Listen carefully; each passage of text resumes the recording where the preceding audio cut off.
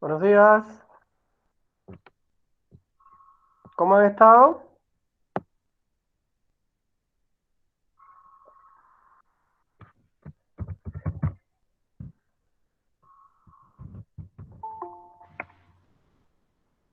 ¿Han estado comiendo mucho?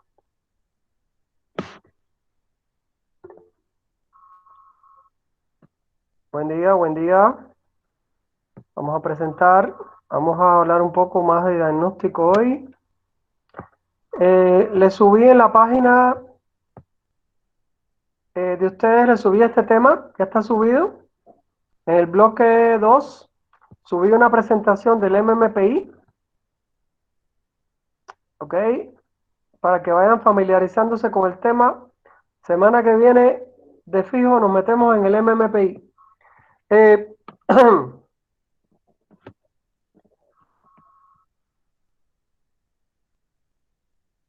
Buen día a todos y a todas, chicas y chicos. Am, Vamos a continuar con este tema de psicodiagnóstico, que como se dan cuenta ustedes es un tema aquí primordial, ¿verdad?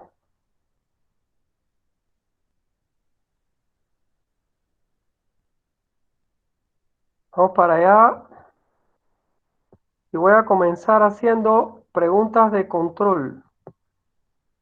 Mira tú, preguntas de control. Ah,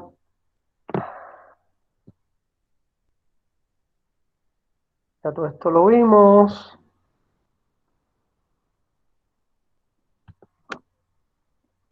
Bueno, vamos a ver. ¿A qué le llamamos diagnóstico personológico? A ver quién me cachó ayer eso.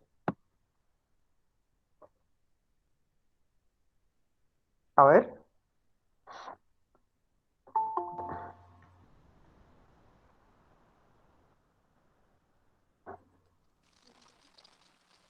A ver, Vanessa.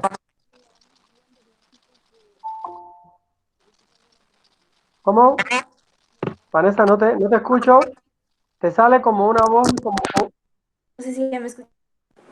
te sale como con una voz, un pito. Ahora sí se escucha, ¿no? Ahora está mejor. Em, bueno, básicamente le llamamos así al diagnóstico de la personalidad, o sea, de las características de la personalidad. De las características de la personalidad y qué más de la personalidad. ¿Qué más? ¿Qué, qué nos También interesa con este diagnóstico personológico conocer? ¿Qué elementos del individuo? los elementos emocionales, introspectivos, o sea, todo o sea, nos interesa saber los traumas que pudo haber tenido ¿Ok? y todas esas cosas. Ajá. Aquí tienes que mencionar forzosamente necesidades, conflictos y psicodinámica. ¿Qué conflictos ha tenido el individuo? ¿Qué eventos trascendentales ocurrieron en su vida? ¿Verdad? Ajá. Gracias, licenciado. Y un poco de eso es básico.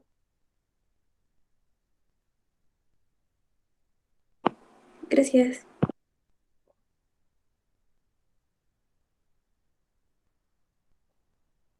Eh,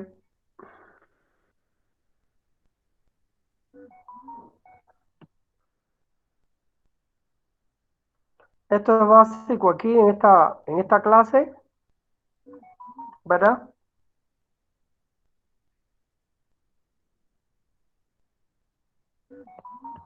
Esto es básico.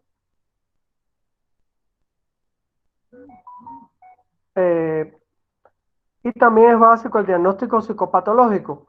Aquí en este estudio de casos solo vamos a utilizar el personológico y el psicopatológico. El diagnóstico personológico, como yo les explicaba, tiene como fin el conocimiento de las características de personalidad del sujeto, su dinámica, cuáles son las influencias que han incidido en la formación de la misma, en su alteración, así como su posible desarrollo futuro. con mayor exactitud va a un estudio de las áreas de la actividad del sujeto, familiar, educacional, laboral, social, matrimonial. Y es un estudio que privilegia el método clínico. ¿Por qué? Porque ahondamos en estas áreas del sujeto, buscando en estas áreas qué evento se ha producido que haya podido impactar la vida del sujeto. Por eso, para esta parte es muy básica la entrevista que ustedes acaban de hacer y también la autobiografía, ¿verdad? Ya todo esto lo habíamos hablado. No sé si a la clase de ustedes yo les había expuesto esto ayer, la guía del estudio de caso. No No, sé si llegamos licenciado. hasta aquí. No, ¿verdad? Bueno, yo me Usted en dediqué esta clase solo miércoles. claro, claro, por eso esto ustedes no lo En esta clase es martes y miércoles. esa clase, ¿cómo? ¿Cómo no te, Es no? solo martes y miércoles. Sí, correcto. Entonces esta parte ustedes no la han visto, por eso vamos a repetirla, claro. No hay pena. Bueno, el estudio de caso creo que ya hemos entendido que lleva a la entrevista que ya le hicieron, ya arrancaron, basada en el formato que se dio en clase, súper. Ahora, deben aplicar el test del dibujo a la figura humana, pero por favor, lo van a calificar a partir del libro de Portuondo. No se acepta otra calificación que no sea del libro de Portuondo. Necesito que usen esa. El MMPI ya esto es tema mío con ustedes. Esto es responsabilidad mía enseñárselo. La autobiografía solo tengo que subirla al portal. Ustedes la bajan y cada pareja la llena y se la envía a su pareja. ¿Ya? Esto es muy importante a la hora del diagnóstico personológico. Traten de ser lo más sinceros que puedan en la autobiografía, ¿verdad? Aunque no es exactamente con ustedes un estudio clínico, porque con ustedes es un estudio de entrenamiento, traten de ser bastante sinceros. En un momento, cuando tengan el estudio de caso terminado, vamos a hacer algunas exposiciones, ¿verdad? Para que vean qué bonito queda. En quinto lugar, entrega el informe final, que eso es al final del curso. Ahora, cada tarea de esta tiene un puntaje y ustedes a medida que la van a ir haciendo, se la van a entregar al auxiliar de ustedes, ¿verdad? En el caso de nosotros aquí es Guillermo, ¿verdad? El Guille. Y todas estas tareas que ustedes van a ir haciendo, le van a dar un puntaje y el informe final con los anexos tiene otro puntaje. Vale. Vamos a utilizar el informe psicológico, el esquema de Helmut Brinkmann. Yo voy a dedicar una clase a explicarles a ustedes el informe psicológico, así que tranquilos.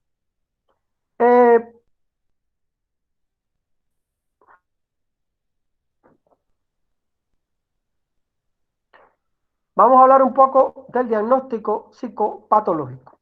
El diagnóstico psicopatológico tiene como finalidad el estudio de los síntomas, los síndromes y las formas de enfermedad, es decir, que su fin es clasificatorio, no zoológico, ubicando al sujeto dentro de una categoría de las que aparecen registradas en los manuales de diagnóstico y estadística de las enfermedades mentales.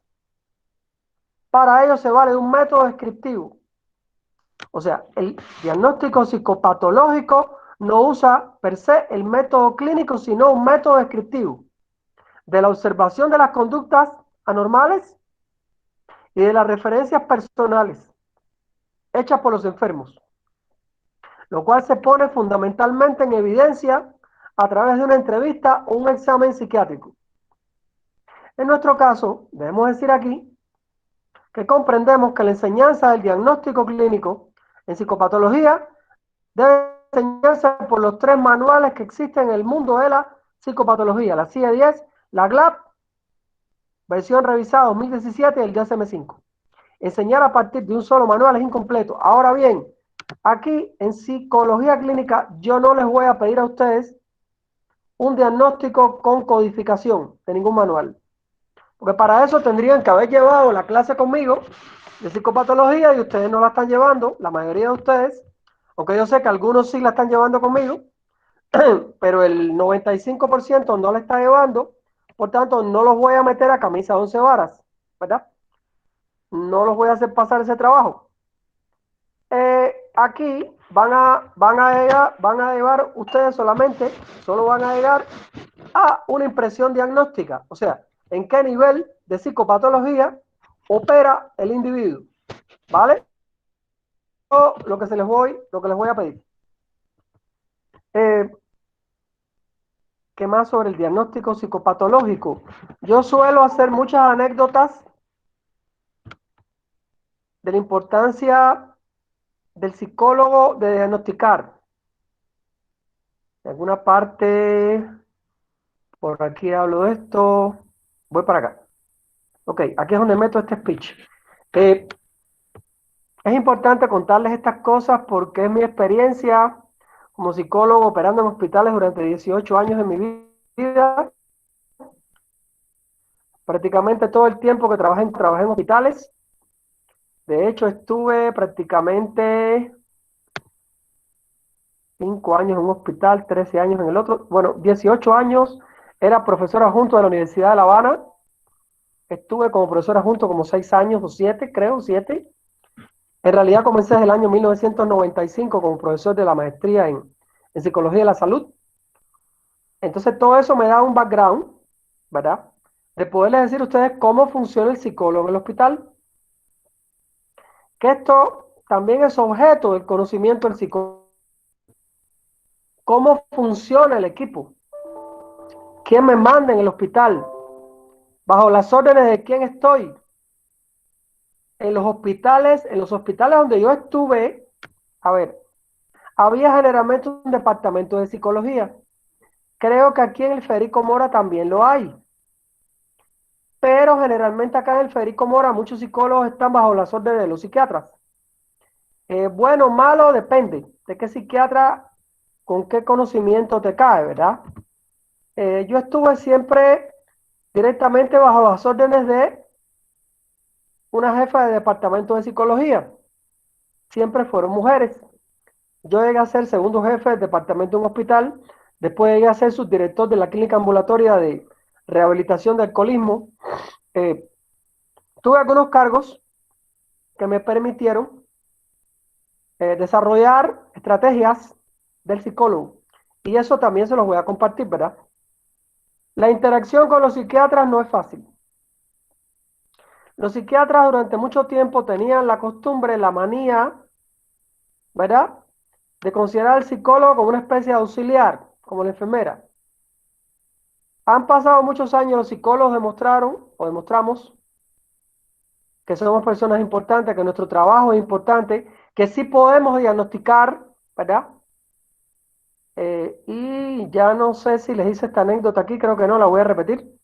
En una ocasión, la jefa del departamento, ella era la jefa del servicio de psicóticos, pertenecía al departamento de psiquiatría del hospital, en un hospital militar, y atendían militares y civiles, ¿verdad? Se llamaba hospital militar porque los militares tenían prioridad, y muy buenas salas y todo ese lío, ¿no? Y yo lo mismo veía militares que civiles.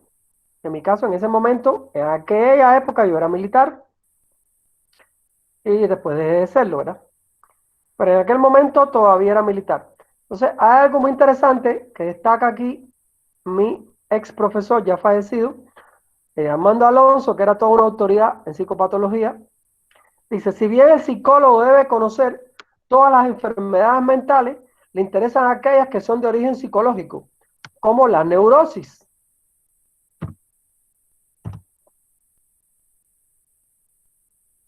Le hace trastornos neuróticos, trastornos de personalidad, trastornos psicóticos, etcétera, que pueden ser tratados por métodos psicoterapéuticos, no excluyendo la posibilidad de que el diagnóstico se realice bien en casos de alteraciones graves de la personalidad. El psicólogo puede diagnosticar esquizofrenia, trastornos bipolares, psicosis orgánica. Hay un autor que influyó mucho en esto, y hay un autor en la literatura va a influir mucho en esto y es Douglas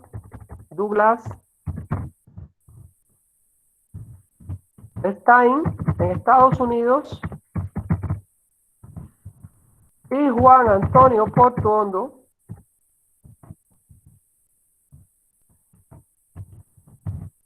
Portuondo en Cuba primero y después en España. Estos autores van a desarrollar toda una serie de manuales, libros muy importantes para el psicólogo clínico, ¿verdad? En el caso de Bernstein va a hacer un libro que se llama Introducción a la Psicología Clínica, ¿verdad? Donde él explica cómo se concibe el trabajo del psicólogo clínico en el hospital, y va a ser un libro que va a ser un boom en toda la América, va a ser traducido al español por McGraw-Hill, y se va a convertir en un boom. Creo que todavía lo tengo por ahí en digital. Y Juan Antonio Portuondo, entre Cuba y España, cubano de padres españoles, de padres vascos, va a emigrar a España y va a desarrollar y a escribir más de 30 libros en el campo de la psicología clínica. Y le va a dar un boom y un plus al psicólogo en España, y va a despertar a toda una generación de psicólogos españoles, aunque ustedes no lo crean. Es parte de la psicología clínica española, es parte de la psiquiatría española. Portuondo tiene libros de psicoanálisis de Rocha, de psicopatología, de psicoterapia de grupo, en fin, el tipo era muy productivo y era muy bueno. Él era psiquiatra y era psicólogo y era psicoanalista. Tenía las tres cosas. Tenía un enfoque un poco parecido, yo tengo un enfoque un poco parecido al de él. Yo trato de integrar las tres cosas. Creo que cuando uno maneja la psiquiatría, maneja la psicología clínica y maneja el psicoanálisis, creo que tiene grandes elementos a su favor, ¿verdad? Lamentablemente, nunca estuve en comunicación con Portuondo. Portuondo con el sistema cubano no era muy afín. Él se había ido molesto con el sistema. Y nosotros nos perdimos a Portuondo. Afortunadamente quedaron sus libros, ¿verdad? Como ustedes saben, los libros son un legado que nunca muere y nunca morirá. Y por eso yo les puedo hablar hoy a ustedes de la obra de Portuondo, porque he tenido y tengo a mi disposición. Ok, el psicólogo en el hospital puede diagnosticar, sí, no, bien, sí puede, a partir de estos autores, que van a producir prácticamente una revolución. Estos y otros más. También debo mencionar aquí a Alejandro Ávila, España, y a Elena Lunazzi, de Argentina. Autores a quienes sigo en el campo de la psicología clínica, ¿verdad? La psicoterapia de grupo, en fin. Ellos son autores que para mí tienen una relevancia grande. Estos nombres se los doy por si alguien de ustedes quiere leer algo más, puede buscar literatura de todos estos autores y van a encontrar probablemente libros de ellos y textos de ellos en internet, ¿sí? Nadie puede negar que a partir del trabajo de psicólogos como estos en diferentes países, épocas y continentes, mayormente, como se dan cuenta, Estados Unidos, se me quedan afuera aquí los mexicanos tienen a Fanny Esquivel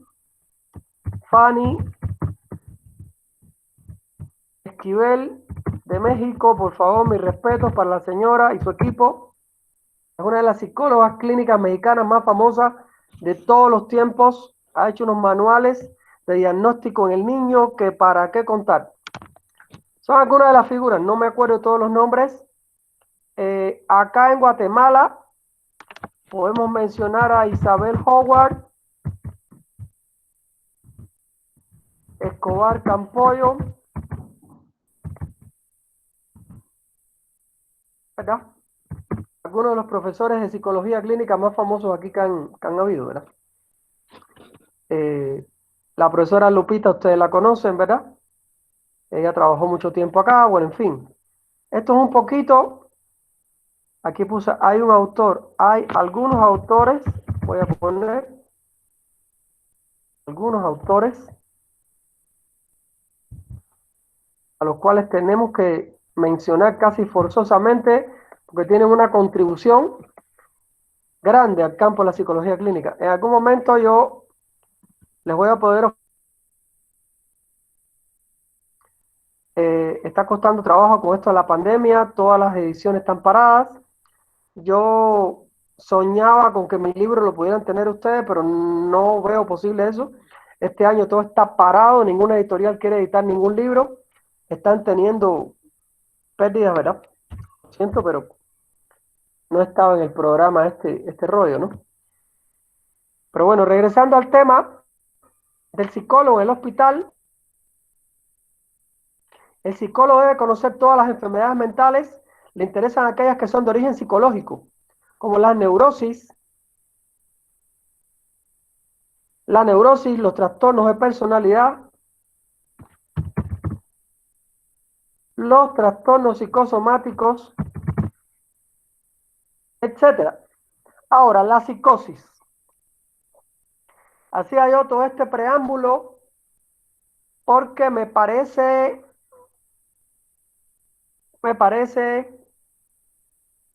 que hay que mencionar el trabajo con el paciente psicótico.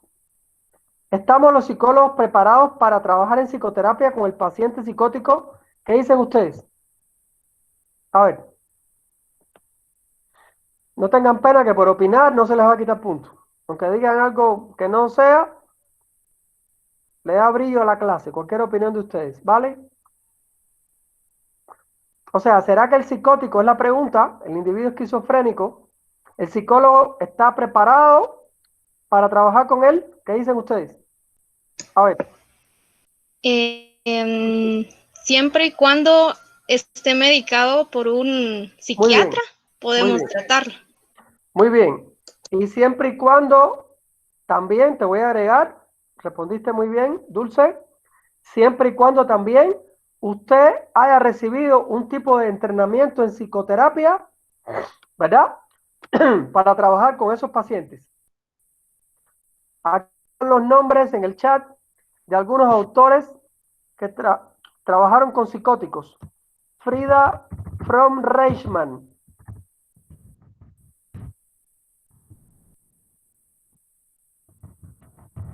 Portuondo. Agredo. Estos eran psiquiatras que trabajaron psicoterapia con psicólogos. De hecho, psiquiatras psicoanalistas. Hay un psiquiatra mexicano, el doctor Sunier, de México, ¿verdad? Muy bueno en eso también. El doctor Félix Velasco, también de México, con quien tengo comunicación. Un tipazo en el psicoanálisis, también de México. El doctor Tizón, que es español.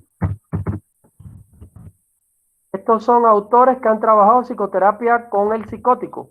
O sea, no se conformaron con que el psicótico solo fuera medicado. Les cuento que tuve experiencia con pacientes esquizofrénicos en psicoterapia.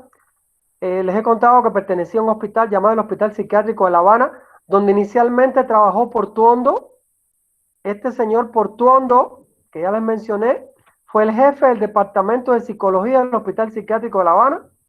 Con 8 años, ya cuando yo llegué, él hacía años que se había ido, pero yo conocí mucho de sus trabajos, los encontré en la revista del hospital, y había una cierta tendencia en el hospital, creada por él, a trabajar con pacientes psicóticos. Y yo tuve mis 2 o 3 esquizofrénicos por ahí que trabajé con ellos. Es muy importante conocer el límite de las posibilidades de uno, muchachos. Cuando uno no sabe, no puede, hay que decir, no sé. ¿Sí? Y entonces,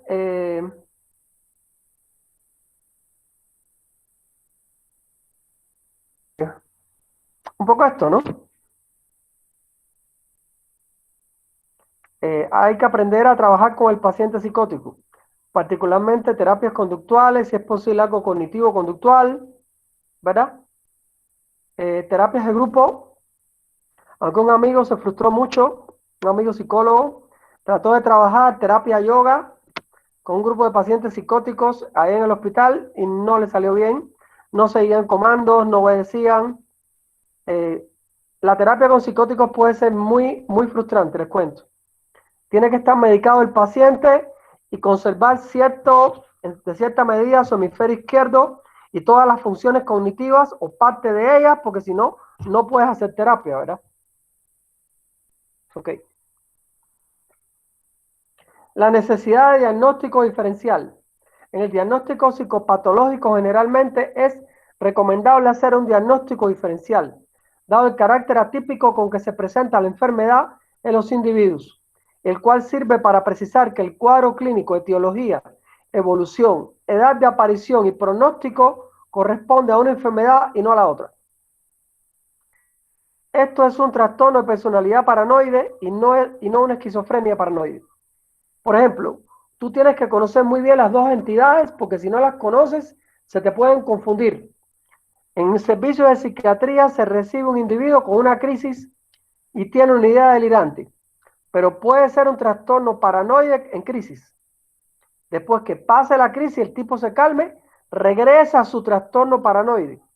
Pero si tú le pones en la historia, esto es una esquizofrenia paranoide, lo condenaste de por vida y lo van a estar medicando como puro esquizofrenia. Y créanme que no es raro que eso pase aquí, allá, en cualquier lugar. El psiquiatra tiene una responsabilidad muy grande. Lo mismo se llena de honor que se llena de, ya saben ustedes. No es fácil. La responsabilidad del psiquiatra no es fácil. Por eso los psiquiatras se sirven de los psicólogos. Mire, ¿será que usted le puede hacer un Minnesota? ¿Será que me puede hacer un Rorschach? ¿Verdad? En una ocasión, a nivel del hospital psiquiátrico, le voy a hacer este cuento también. La doctora Mayra, por darle un nombre, era la jefa del servicio de psicóticos. Habíamos un hospital que trabajábamos con el Rorschach. Era mi compañera Gina y yo. A Gina la había enseñado una persona diferente. A mí me había entrenado el profesor doctor Jorge Pardillo, una eminencia en todo lo que era técnicas proyectivas. Creo que está vivo todavía Pardillo. Bueno, debe tener ya más de 70 años. Y yo apliqué este Rorschach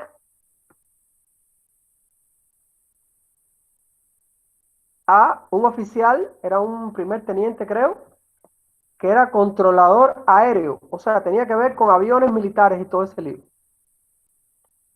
Estuve aplicando el Rorschach. Les voy a poner esto en el chat. Me dio 138 respuestas, cuando lo normal es entre 30 y 50. Imagínense ustedes, 138 respuestas, es una crisis psicótica lo que estaba el hombre haciendo. Estaba debutando. Cuando lo confronté con el manual de Portuondo, tenía 138 respuestas según el manual de Rorschach de Portuondo. Era una psicosis maníaco-depresiva, lo que hoy se conoce como trastorno bipolar. Ok. Bueno, yo veo más contento con haber detectado aquello. Fui, hice mi informe, me esmeré, hice tremendo informe. Previa consulta antes con mi profesor Pardillo.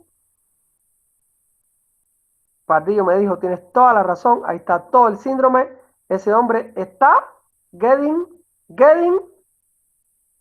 psychotic o getting crazy, como dirían los gringos. Este hombre había perdido la razón y estaba psicótico, prácticamente. Pero externamente conservaba un cierto equilibrio, porque todavía la psicosis no se había apoderado totalmente. Un valor que tiene el Rorschach es que se adelanta a la clínica, igual que el MMPI. Tengo que decir que los dos test. ¿Qué quiere decir que se adelanta? Que lo que el sujeto dice ver en las láminas, así como lo que responde en el MMPI, adelanta la psicosis. ¿Verdad? O sea, dice que lo que viene por ahí es esto. En cambio, la reacción de la doctora no fue nada buena. Le entregué el informe. Yo quería saber qué ella decía del informe y me dijo que no estaba de acuerdo totalmente con el informe porque ella no creía que el hombre estuviera psicótico. Mira tú. Y lo hablé con la jefa mía del departamento. Me dijo, bueno, allá ella, que no lo utilice. ¿Qué creen que pasó un mes después? Un mes después, el individuo fue ingresado en la sala porque estaba, como se dice vulgarmente, out of his mind. Out of his mind. Una expresión gringa que dice fuera de la realidad. La pregunta para ustedes es, esto ocurrió en los años 90. Ok, ya uno lleva muchos años en esto.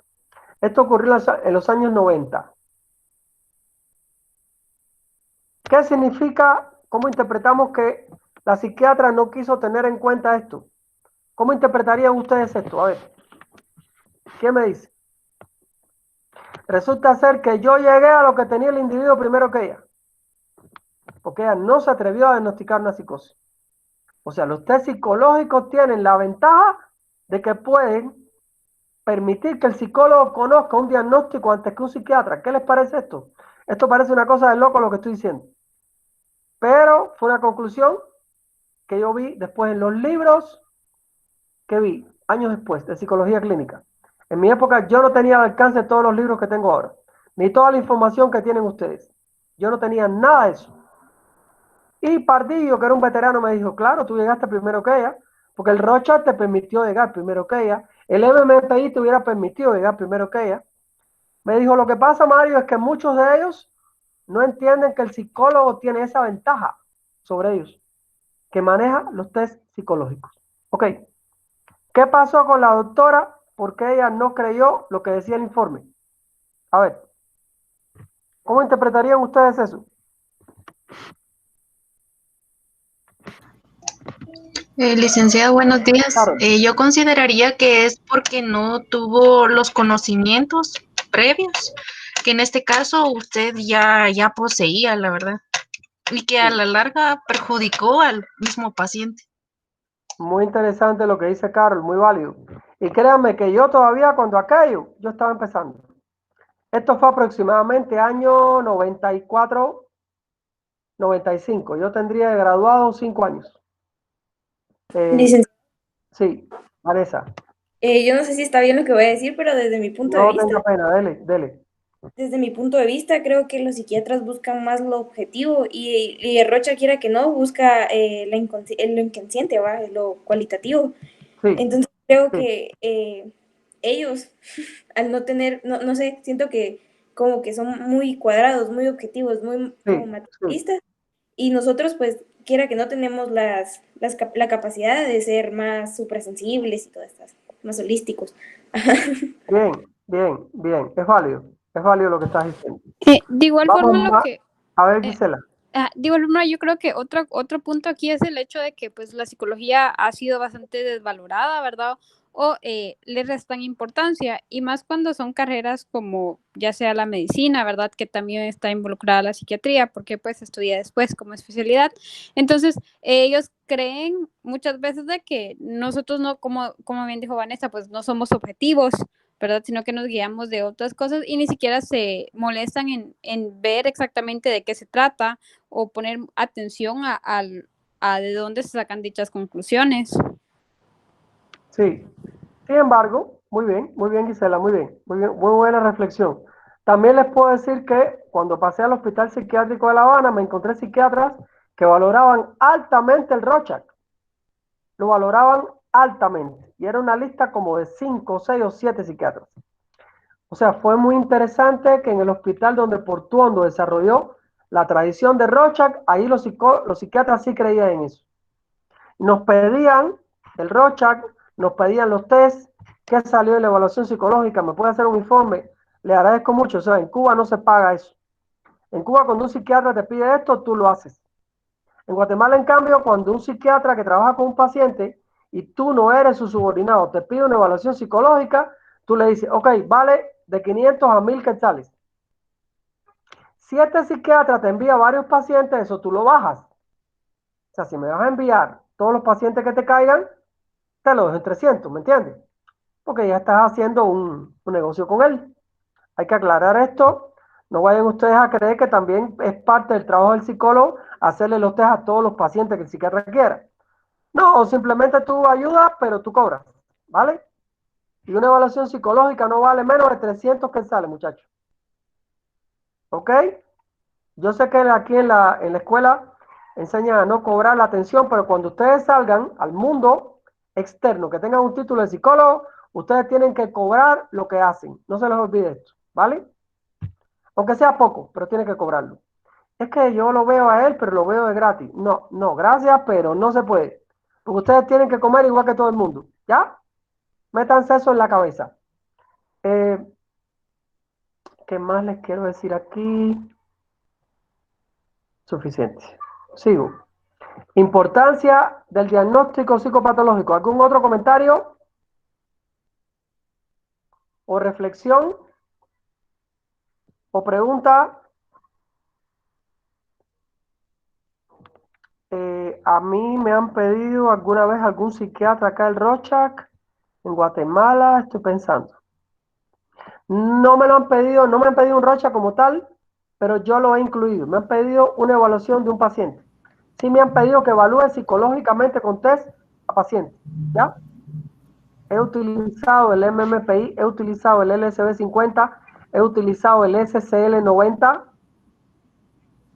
y les he hecho el informe al psiquiatra.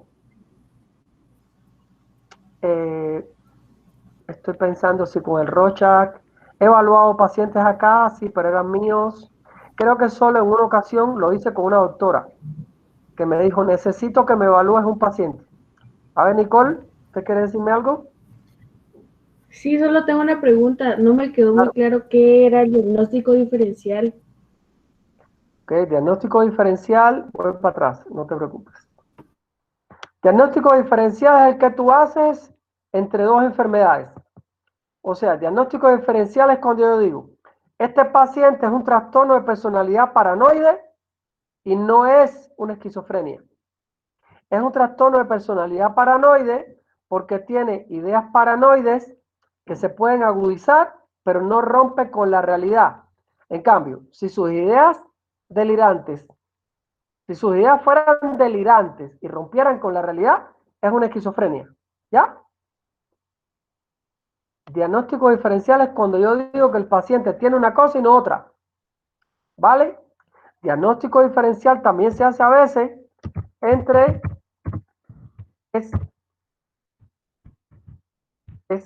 esquizofrenia y trastorno bipolar.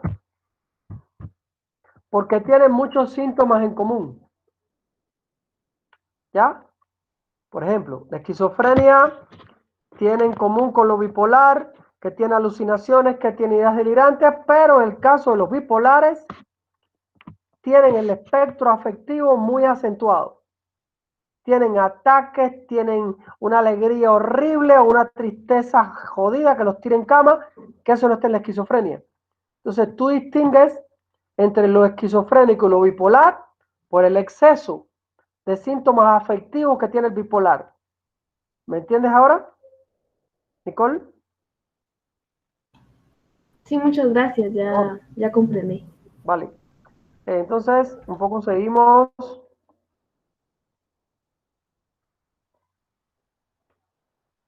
Muchachos, tenemos 11:45.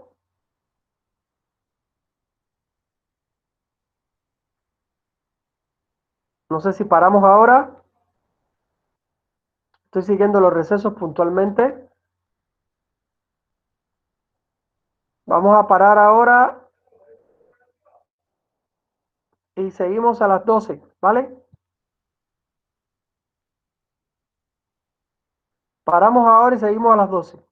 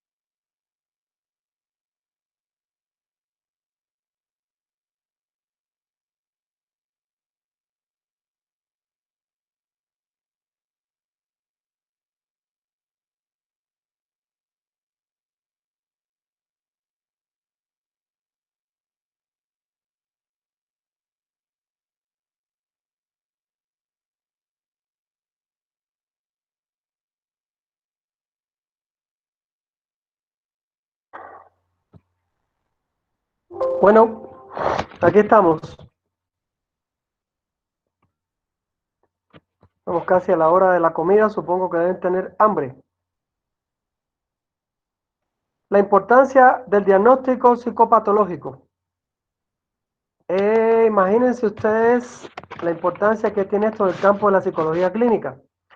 O sea, descubrir que una persona tiene una configuración psicopatológica o una estructura, como dice el psicoanálisis, es harto importante, ¿verdad?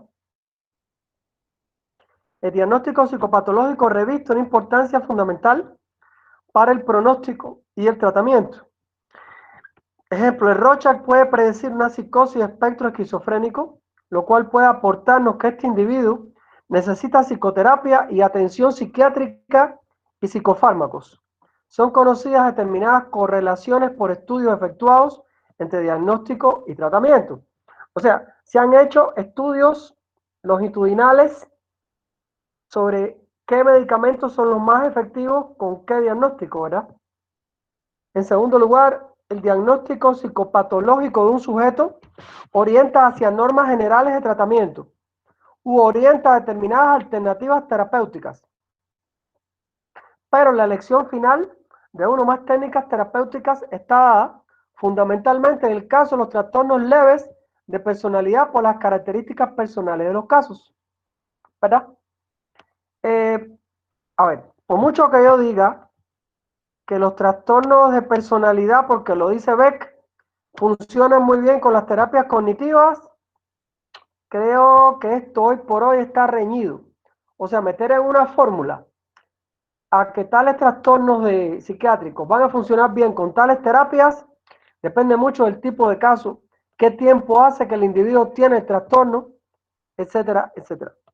En tercer lugar, el diagnóstico psicopatológico es útil también para la determinación de las incapacidades desde el punto de vista del peritaje laboral, así como de la imputabilidad desde el punto de vista legal, ¿verdad? Ahora bien, el diagnóstico estructural. El psicoanálisis, que durante mucho tiempo ha estado sometido a crítica, ¿verdad? No lo podemos descartar totalmente. No puede ser totalmente descartado. No es válido, no es justo, pero además sería totalmente un error. Vamos a ver por qué. Diagnóstico estructural psicodinámico. Aporte del destacado psicoanalista norteamericano Otto Kemper sobre los 80. Ha sido uno de los últimos conceptos en este campo aportados en un enfoque psicoanalítico. Alude en primer lugar al concepto psicoanalítico de estructura. Para este autor, Lunardi e Giovanni, según Lunardi e Giovanni, la estructura se define como el modo de organización permanente, escúchenme esto, más profundo del individuo, a partir del cual se producen tanto las ordenaciones llamadas normales como los procesos psicopatológicos. Esta sería una definición psicopatológica.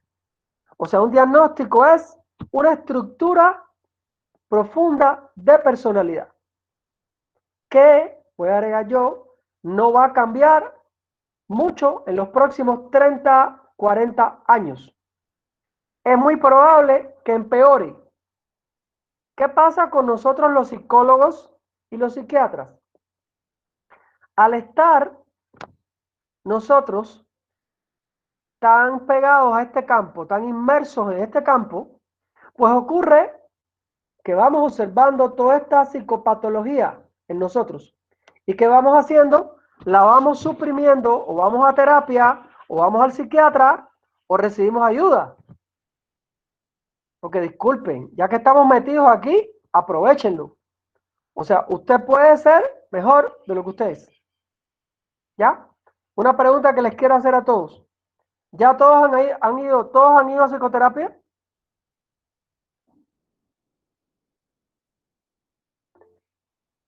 No, dice Guadalupe. No, dice María Fernanda Benítez. Sí, dice Nicole. No, dice Darlene. No, dice Gabriela Girón. Sí, dice Santiago. Sí, dice, bueno, ok. Los que no han ido, muchachos, que están esperando. Escuchen, el momento de ir a terapia es ahora. No dejen esto para cuando se gradúen, no sirve. Ustedes ahorita que están aprendiendo todo esto, es hora de trabajar lo que tienen y lo que han encontrado, que es psicopatológico. ¿Verdad? ¿Qué pasa si dejo esto para cuando termine la carrera? Es muy probable que me den un chance y yo todavía no he ido a terapia. Bueno, pero voy a ser psicólogo organizacional. ¿Y qué? Pero bueno, yo voy a ser psicólogo forense. ¿Y qué? Usted vaya a trabajar en el área de la psicología que usted vaya a trabajar, usted debe haber trabajado en clínica, como se dice, sus procesos. Porque si no, usted va a llegar a un trabajo y va a llegar con toda la carga al machete o con toda la ganga zumba, como se dice en Brasil, ganga zumba, con toda la carga pesada. Ganga zumba.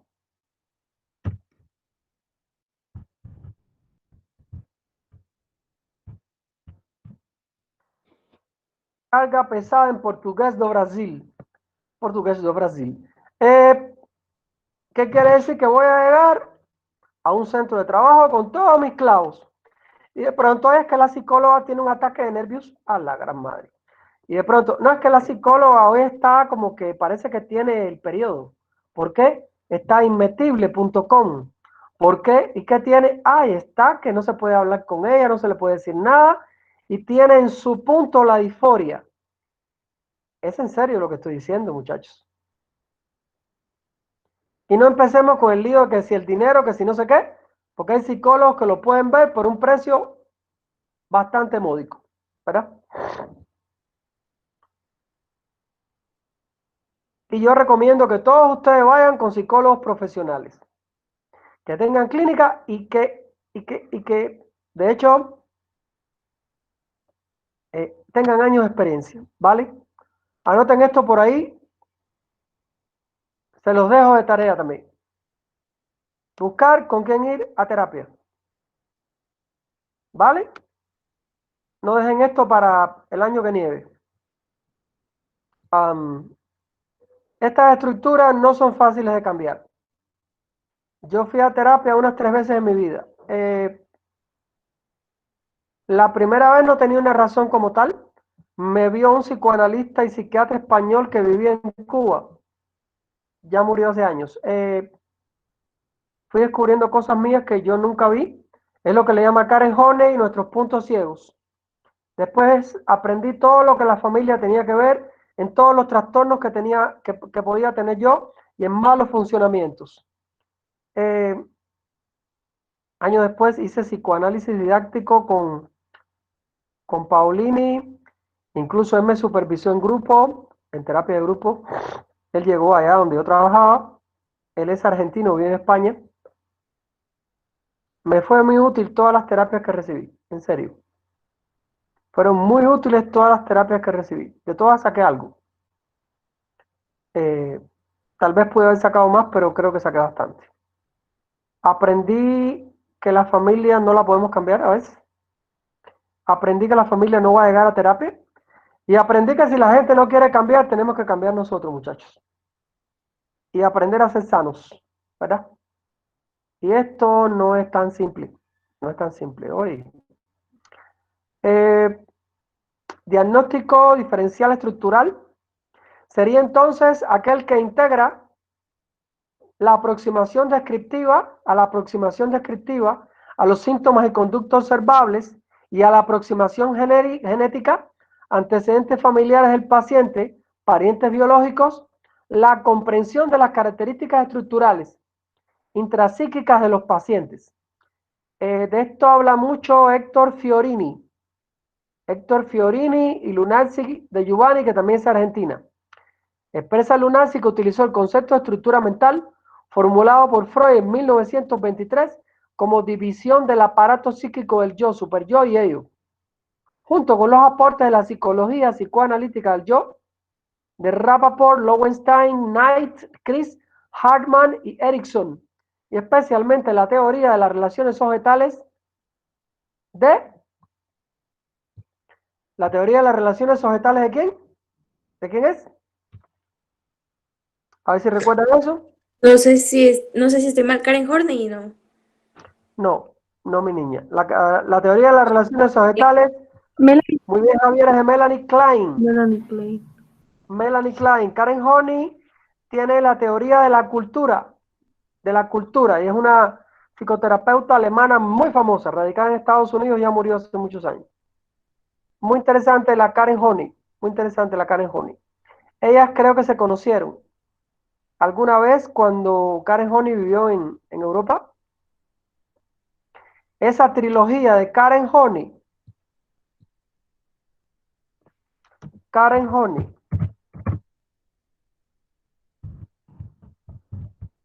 Melanie Klein y Frida from Reichmann. Les debemos, estamos en deuda con esas tres señoras, no solo con los varones. Con esas tres señoras en el campo de la psicoterapia infantil y en el campo de la psicoterapia de adultos. Tengo libros de ellas tres, les cuento. Y alguna vez voy a mirarlos y voy a buscar cosas ahí.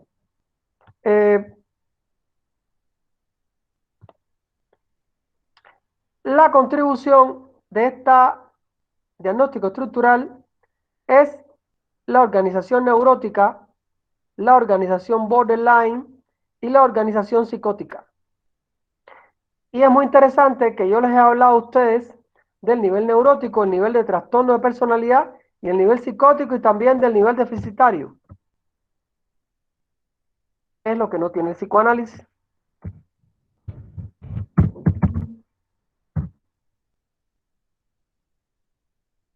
Claro, tienen que entender que 100 años después de Freud, algo diferente tenía que haber aquí, ¿no? Freud identificó en aquella época, él y la corriente psicoanalítica, 3 niveles. Aquí están, mira. Y ya hoy por hoy, estos 3 niveles se convirtieron en 4, ¿vale? Interesante. Utilidad clínica. ¿Qué utilidad Licenciado, clínica?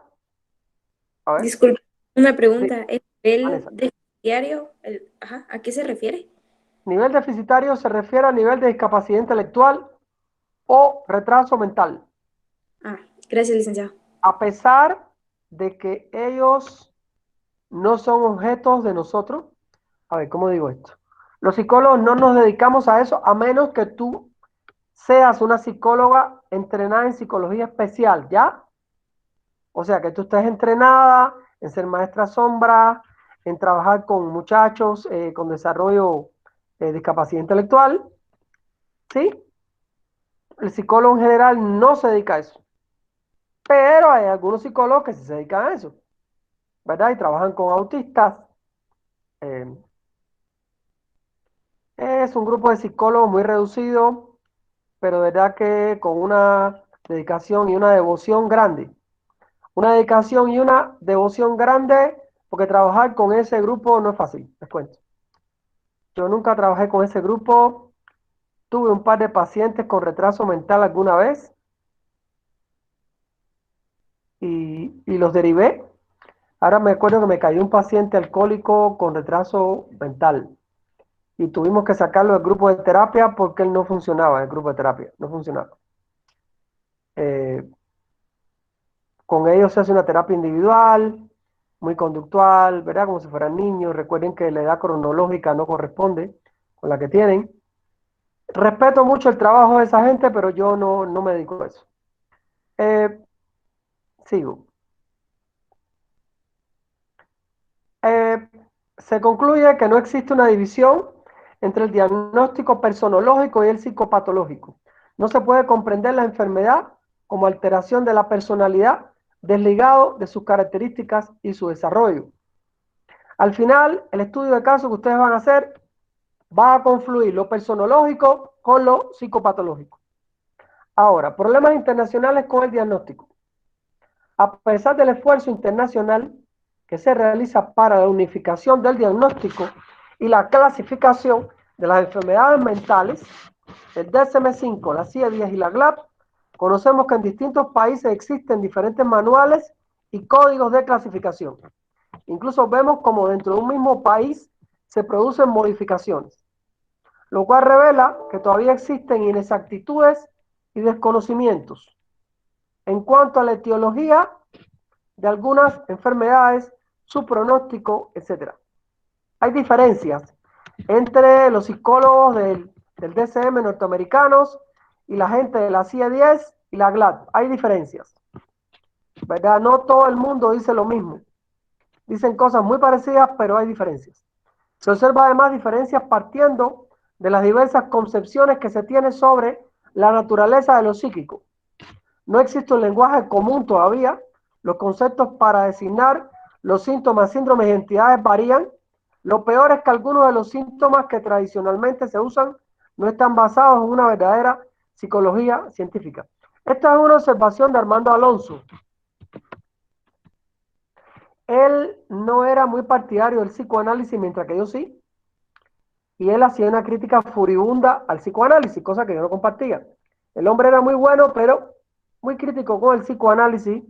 Él pertenece a toda esa corriente marxista de la psicología cubana, ¿verdad?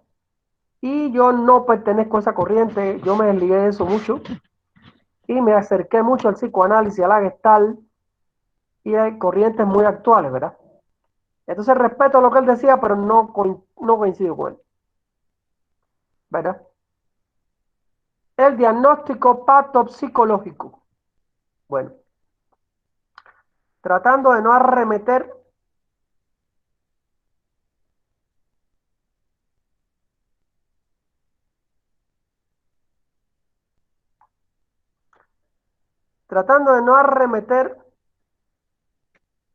contra la psicología marxista en la cual me formé, y no puedo evitar su influencia en mi persona, aunque no me considero marxista, voy a tratar de darles mi explicación de la patopsicología.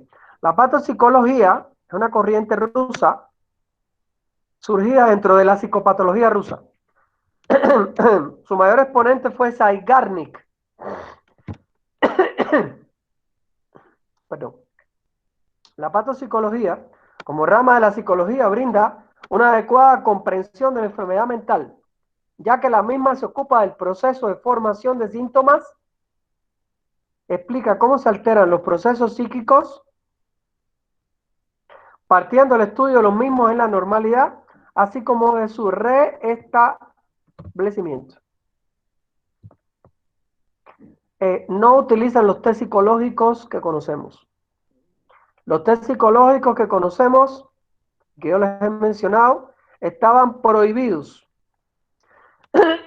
Y entonces ellos se dedicaron a crear metódicas, a inventar test para poder evaluar lo que ellos estaban planteando.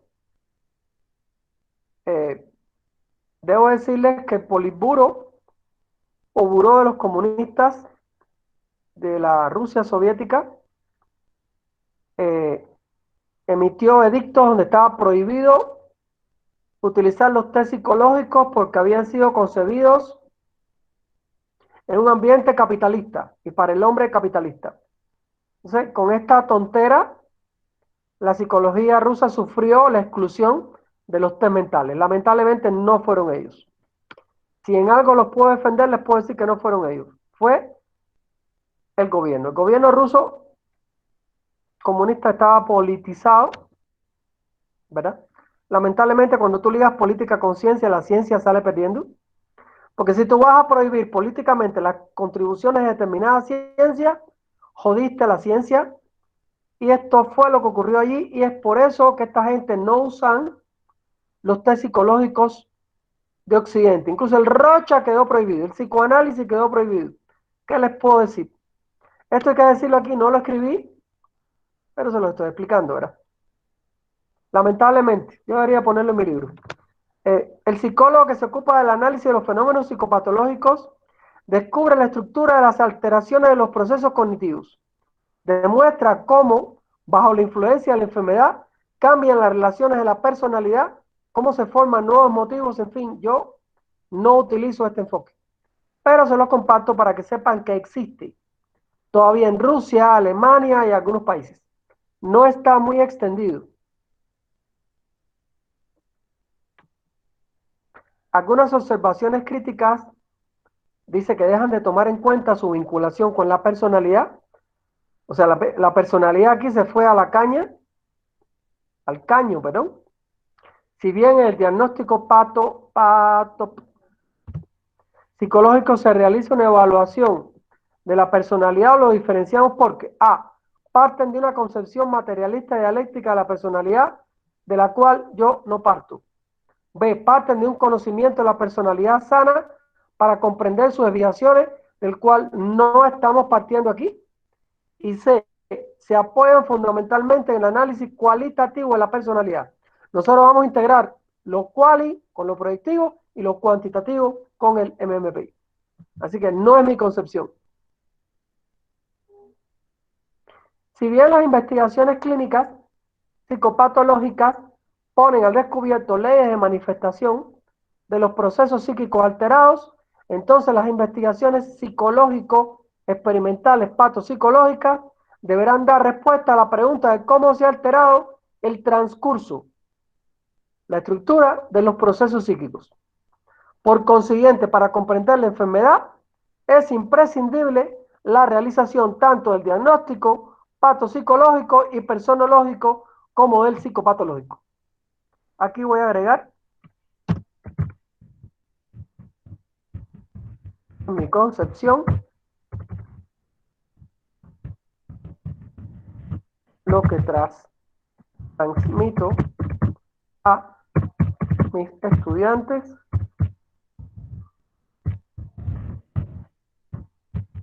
es solo personológico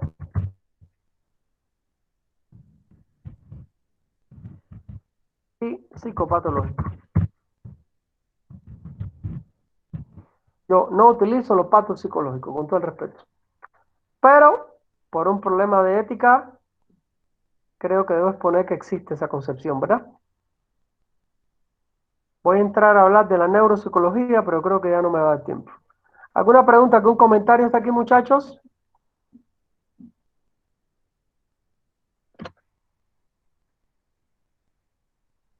¿Algo más que quieran agregar? Ahora les toca, con respecto al estudio de caso, pedirle, lean bien la técnica de Portuondo en el libro y apliquen a su compañero de estudio de caso la técnica de Portuondo. Recuerden que son 2 dibujos. Y la consigna principal es, dibuje una persona. Usted le pide, usted está en cámara, de un lado a otro, con su compañero. Usted le pide, dibuja una persona. Su compañero dibuja una. Tiene que tener 2 hojas en blanco, una para cada dibujo, ¿ok? No en la misma hoja 2 dibujos, no. 2 hojas en blanco. Así que busquen 2 hojas en blanco. A partir de ahí, usted va a preguntar a la persona toda una serie de preguntas que Portuondo hace en el libro. Usted se las va a hacer. ¿Quién es esta persona? ¿Qué edad tiene? ¿A qué se dedica? Todo eso hay que aplicarlo como está en la técnica del libro de Portuondo. Por favor, se los encargo. ¿Comentarios finales? Una pregunta, ¿esta prueba se puede hacer simultáneamente o tenemos que esperar que una la termine para empezar la otra? Una se la aplica a la otra y cuando esa termine, usted se la aplica a la otra. Gracias. ¿Por qué? Porque usted como aplicadora, usted tiene que estar pendiente de todo lo que está haciendo el sujeto. Lamentablemente estamos a nivel virtual, pero eso no quiere decir que no se puede hacer el estudio de caso. ¿Vale?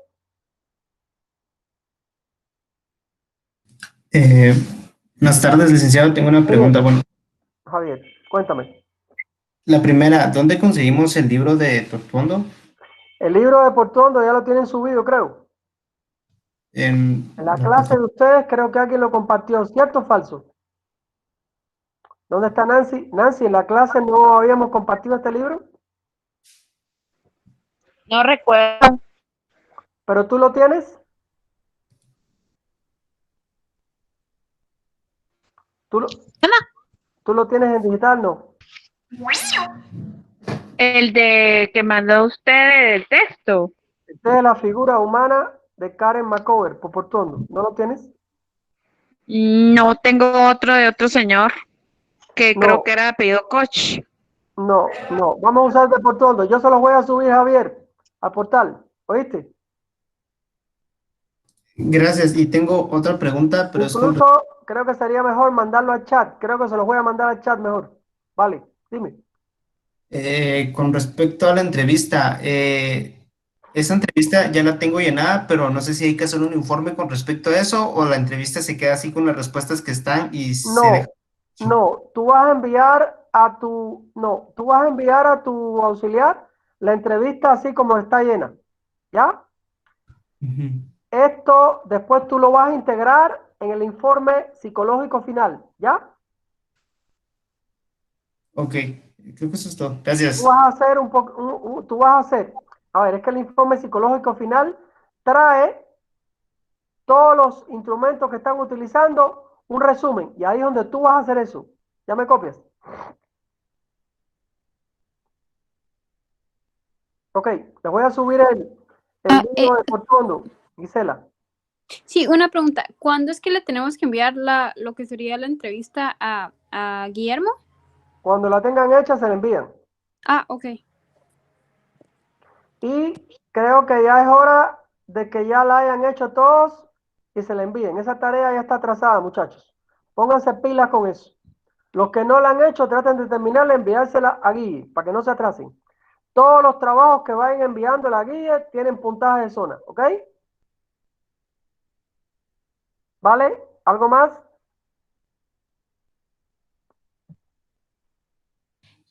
El trabajo se lo podemos enviar en Word o en PDF, no importa. En Word. En Word, bueno, está bien, gracias. En Word o en PDF, buena pregunta. En Word o en PDF. Yo pensaría que en Word. Y así van acumulando y creen una carpeta en su computadora para el estudio de casos, para que no se confundan.